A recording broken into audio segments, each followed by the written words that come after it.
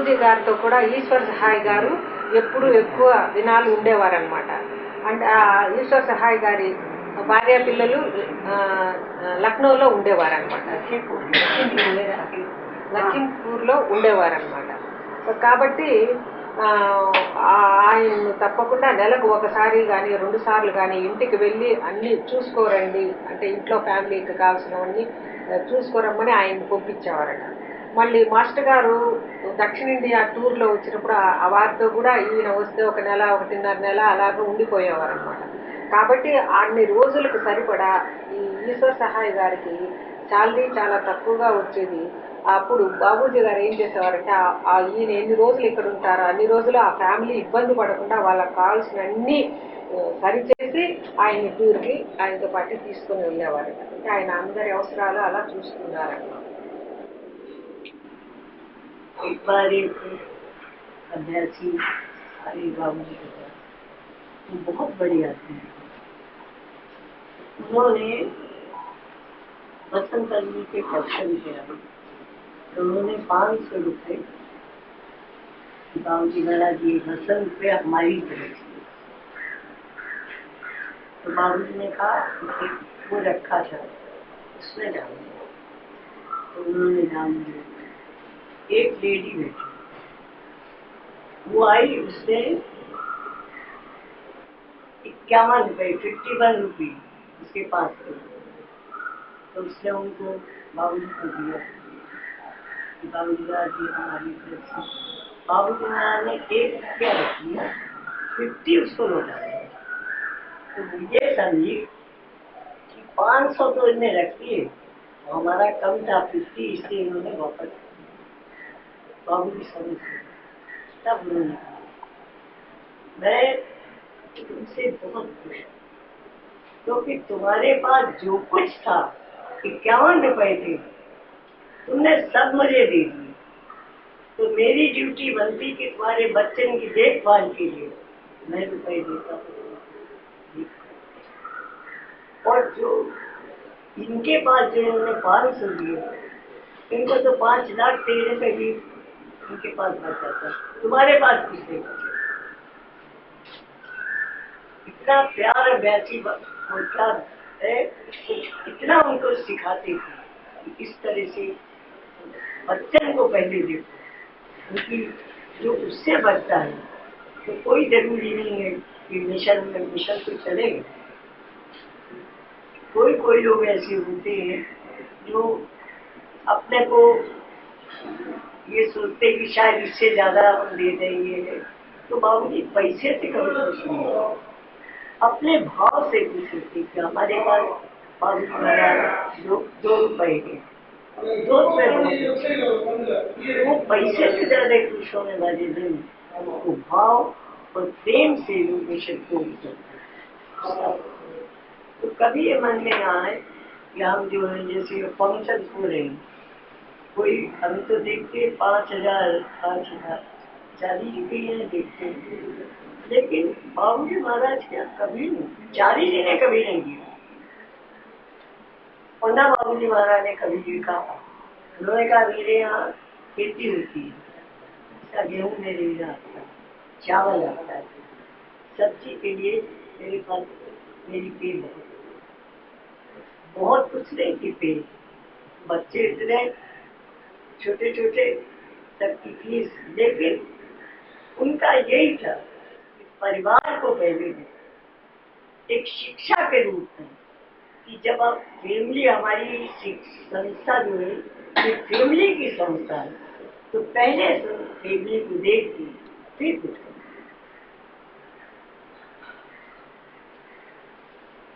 బాబూజీ గారు అంటే ఒకసారి ఒక పెద్ద అంటే బాగా ధనవంతులుగా ఉండే ఆయన వచ్చారనమాట బాబూజీ గారి దగ్గరికి. ఆయన ఒక 500 రూపాయలు బాబూజీ గారికి ఇచ్చారు.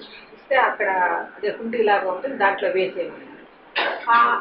అక్కడే ఒక ఆవిడ కూర్చొని ఉన్నారు బాబూజీ గారి దగ్గర. ఆయన ఇచ్చేది చూసి ఈయన దగ్గర 51 రూపాయలు ఉంటే ఆమె కూడా బాబూజీ గారికి ఇవ్వాలి అనిపించింది, ఇచ్చేస్తే బాబూజీ గారు ఏమన్నారంటే 1 రూపాయి తీసుకుని 50 రూపాయలు తిరిగి ఆమెకి ఇచ్చేసారు. అప్పుడు ఆమె చాలా చిన్నపుచ్చుకునేది. ఎందుకంటే ఆయన 500 ఇచ్చారు కాబట్టి తీసుకున్నారు, నేను ఇచ్చింది తక్కువ కాబట్టి తీసుకోలేదు అంటే నన్ను ఏమో తక్కువగా చూసారేమో అన్నట్టుగా బాధపడింది ఆమె. అది బాబూజీ గారు గ్రహించేసి ఏమన్నారంటే, ఆ, నేను నువ్వు నీ దగ్గర ఉన్నది మొత్తం ఉన్నది 51 రూపాయి, మొత్తం ఉన్నదంతా ఇచ్చావు అంటే నీవు ఫుల్గా నీ భక్తి ఉండేది నాకు చాలా ఆ, నచ్చింది. కానీ నీకు ఉన్నదంతా ఇచ్చేస్తే నీ దగ్గర ఏం మిగలలేదు. అదే ఆయన అయితే 500 కాదు 5 లక్షలు ఇచ్చినా కూడా ఆయన దగ్గర ఇంకా చాలా ఉంది, ఆయనకి ఏ మాత్రము ఇబ్బంది లేదు. కాబట్టి నువ్వు ఇచ్చింది ప్రేమగా 1 రూపాయి నేను తీసుకుంటున్నాను, నీ పిల్లల్ని చూసుకోవాల్సిన బాధ్యత ఉన్నది, అందుకని ఆ 50 రూపాయలు నేను తిరిగి ఇస్తున్నాను అని చెప్పారు. అంటే మన సహజ మార్గం అన్నది ఒక ఫ్యామిలీగా ఉండేది, కుటుంబం లాగా. అంటే ముందు మన ఇంట్లో పిల్లల్ని వాళ్ళని సౌకర్యంగా చూసుకోవాలి, కాబట్టి ఆ పిల్లల్ని కూడా నేనే చూసుకోవాలి కాబట్టి నీకు తిరిగి ఇచ్చాను అని చెప్తారనమాట. అట్లాగే బాబూజీ గారు అంటే డబ్బుల గురించి నేను ఎంత ఇస్తున్నారని కాదు, ఆ యొక్క భావన, ఆ ప్రేమ, ఎంత భక్తి శ్రద్ధలతో మనస్ఫూర్తిగా ఇస్తారో ఆ భావనే ఆయన ఎక్కువగా తీసుకుంటారు హృదయాన్ని కట్టుకునేది. అలాగే ఆ, ఎప్పుడు చారి గారు కూడా బాబూజీ గారికి ఇప్పుడు 500 కూడా ఇవ్వలేదు, ఆయన ఏమి ఇవ్వమనేమి అడగలేదు. అలాగే బాబూజీ గారు ఎవరైనా ఇస్తే కూడా ఫ్యామిలీ ఆయనకేం పెద్ద ఎక్కువ లేకపోయినా కూడా నాకు అన్ని పండుతాయి, గోధుమలు పండుతాయి, అన్ని పండుతాయి, ఏం అక్కర్లేదని ఎవరి దగ్గర తీసుకునేవాళ్ళు కాదు. ఆయన ఉన్న దాంతోనే ఉండేవాళ్ళు, అది కావాలి ఇది కావాలనుకోలేదు. అట్లా ఇంట్లో అంటే ఒక శిక్షణ లాగా, అంటే ఎక్కువ అందరి దగ్గర తీసుకొని లావిషియస్గా గడపాలనే ఉద్దేశం లేకుండా తనకు ఉన్న దాంట్లోనే బిడ్డలకి శిక్షణ ఇచ్చి మంచిగా తీర్చిదిద్దాలనుకున్నారు. కానీ ఎక్కువ డబ్బులంతా తీసుకొని అట్లంతా చెయ్యాలి, అట్లాంటి విలాసవంతమైన జీవితం గడిపాడుగా పిల్లలకు అనుకోలేదు. ఈ కుటుంబంలో చక్కగా శిక్షణగా పెంచాలి అనుకుని అలా పెంచాలి. కాబట్టి మన సహజ మార్గము ఒక కుటుంబ వ్యవస్థ. ముందు మన కుటుంబంలో పిల్లలందరినీ చూసుకుని తర్వాత ఏదైనా చెయ్యాలి. जैसे अभी भी कुछ लोग शिकायत करते हैं, जैसे जब मेडिटेशन करने बैठते हैं तो बच्चे बहुत शोर करते, बहुत वो करते, इसलिए मेडिटेशन में नहीं बैठ पाते। बहुत अच्छा, वो अपना काम करते हैं और तुम अपना काम नहीं कर सकते। जब हम ध्यान के लिए बैठे हैं तो वो अपना काम कर रहे हैं, वो कर देंगे, सबका काम रोक के और ध्यान बैठे। सर उन्होंने कहा कि ध्यान होता है माइंड को किसी हमारा लक्ष्य है, एक एम ऑफ लाइफ है कि हमें बाबूजी को खुश करना है, हमें रियलाइजेशन करना है, हमारा एक एम है, इसलिए हम मेडिटेशन में बैठते हैं। अगर आप ये सोच के बैठो तो 1000 बच्चे चिल्लाएं, कोई असर नहीं। लेकिन अगर आप ये निर्भर हो कि जब बच्चे चुप होए तब हमारा मेडिटेशन, तब ध्यान लगे, तो फैमिली के उसमें कभी ये सोचना चाहिए, फैमिली नहीं कहीं भी नहीं, मान लीजिए मैरिज में गई तो हमारी वजह से सब लोग चुप रहेंगे, क्योंकि हमारा तो शुरू से बाबूजी ने सिखाया डिवाइन इज इन यू। हमारा ध्यान, हमारा विचार सिर्फ एक तरफ रहना चाहिए कि वो हमारी,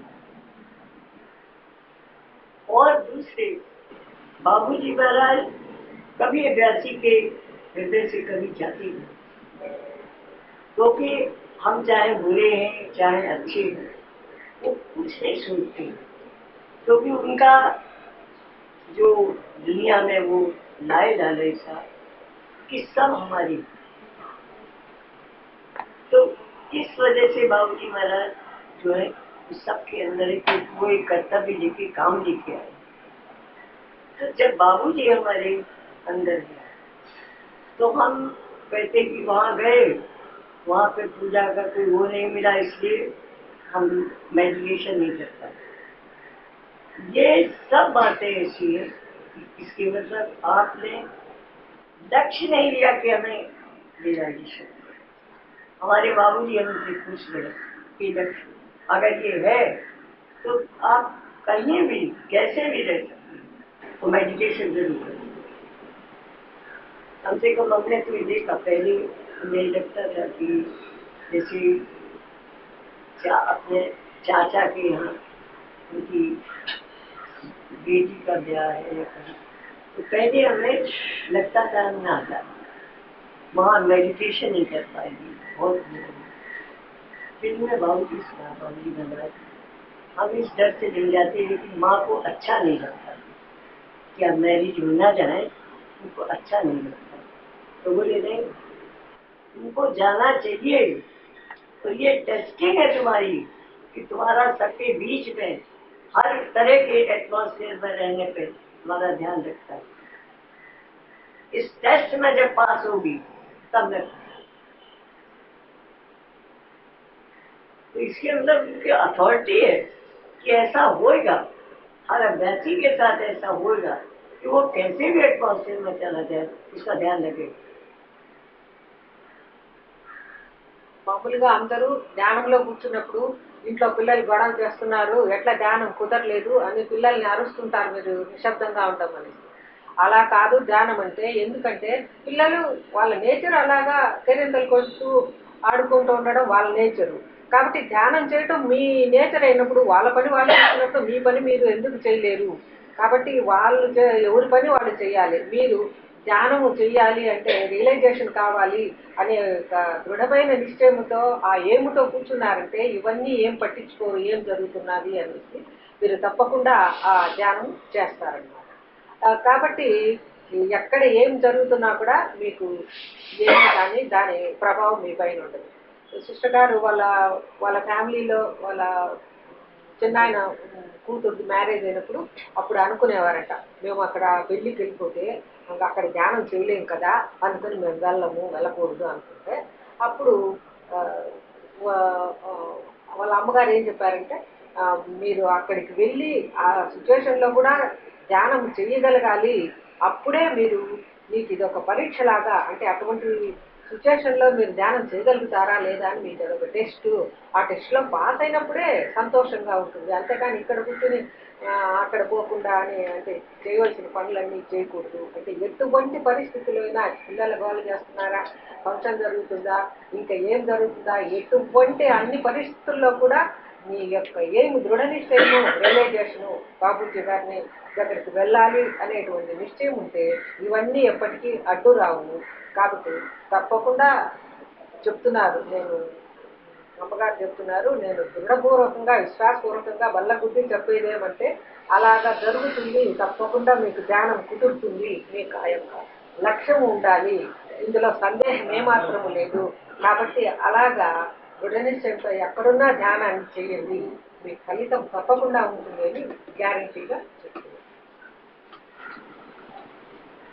ऐसे अभ्यासी जब हमने देखा कि बाबूजी को मानते तो हैं सभी लोग, लेकिन जैसा बाबूजी महाराज ने कहा कि तुम्हारी आवाज मुझ तक कब पहुंचेगी, जैसे उनकी याद आते ही हृदय बिल्कुल इतना प्रेम से भर जाए कि जैसे कोई बहुत अपने की याद कर रहा है, तब वो आवाज मेरे तक जरूर आती। అందరూ బాబూజీ మంచివారు గొప్పవారని ఒప్పుకుంటారు, కానీ బాబూజీకి మనల్ని గురించి ఎప్పుడు వార్త చేరుతుంది అంటే బాబూజీ గారిని తలుచుకుంటానే మనకు అత్యంత ప్రేమైన వాళ్ళు వచ్చారనే ఆనందంతో ఎప్పుడు పులకితమవుతామో బాబూజీ గారిని ఆ యొక్క జ్ఞాపకంతో, అప్పుడు బాబూజీ గారికి మన వార్త చేరుతుంది, వీళ్ళు మనల్ని తలుచుకుంటున్నారు మన వాళ్ళు అని బాబూజీ గారికి చేరుతుంది. ఊరికే అనుకొని సరే మనం ఏదో పాస్ చేస్తున్నాం అన్నట్టు టిక్కు పెట్టేసి బాబూజీ గొప్పవారు మార్పులు అనుకుంటూ ఆ యొక్క అంత మనకు చాలా ప్రియమైన వారు, అత్యంత ప్రియమైన వారు అని ఆనందం కలిగినప్పుడే బాబూజీ గారు మనల్ని గురించి వార్త చేసి తెలుసుకుంటారు. हमने देखा कि बसंत के बाद 2 फैमिली आसाम से आती, तो जब फंक्शन के बाद उनके जाने का टाइम होता था तो इतना दुख, जैसे उनके आंसू बहते ही चले जाते थे। बाबूजी पहुंचाने आते थे गेट तक, तो देखते थे कि इसे बहुत ही ज्यादा उन्हें होता। एक बार बाबूजी महाराज ने कहा कि देखो, तुम दुखी बेकार होते हो, मैं तो तुम्हारे साथ हूँ, मैं भी तो तुम्हारे साथ चल रहा हूँ। तो एकदम से उनको लगा जैसे उनमें बड़ी शक्ति आई थी। तो जब वो आसाम पहुंचे तो वहां पे एक बहुत बड़ी नदी थी, उसको पार करना पड़ता है नाव पे बैठ के। तो नाव पे बैठ के 200 आदमी उसमें बैठे। तो नाव हमेशा जाती थी, नाव चलने लगी। तो बीच में मल्लाह ने कहा, नाव ऐसे घूमने लगी। उसने कहा कि अब कोई नहीं बच सकता, क्योंकि अब हम नाव आगे नहीं चला सकते। सब लोग अपने अपने जो भगवान है उनको सब याद करो, अब हम नाव आगे नहीं चल सकते। अब कोई तो रोना शुरू कर दिया, किसी ने चिल्लाना शुरू कर दिया, सब ऐसे करने लगे। उनने कहा कि अपने काशीराम का नाम था। तो वो जो थे वो अपने बाबूजी महाराज का ध्यान करने लगे। और जाने किस तरह से उन्हें ध्यान करा कि हम लोग बैठे थे, बाबूजी महाराज बरामदे में बैठे थे, एकदम से उठे और मेडिटेशन के हॉल में चले गए। 8 मिनट बाद बाहर आए तो मास्टर ईश्वर साहब ने पूछा, बाबूजी महाराज एकदम से आप चुप हो गए, भीतर चले गए, तो 5 मिनट से फिर वापस आई, क्या बात? तब उन्होंने बताया काशीराम की नाव डूब रही थी। तो मैंने उससे कहा था मैं तुम्हारे साथ, तो जब साथ हूँ तो उसको तो बचाना ही था। जब काशीराम का वहां से वो आया मैसेज ये ऐसी ऐसी नाव डूब रही थी, तो उसने भी कह दिया अपने अपने जो भगवान है उनको याद करो। तो उसके बाद उसने खुद बताया जो नाव ले जाता है कि ऐसा लगा कि 2 हाथ आए और उन्हें उठा के नाव को बाहर। तो अब मास्टर ईश्वर साहब होशियार बहुत थे। तो बोले बाबूजी महाराज जरा आपके हाथ को देखे। बाबूजी महाराज बोले हाथ में क्या देखोगे? बोले नहीं ऐसे ही देखना चाहिए। देखा तो यहाँ से यहाँ तक नींद पड़ी, नींद।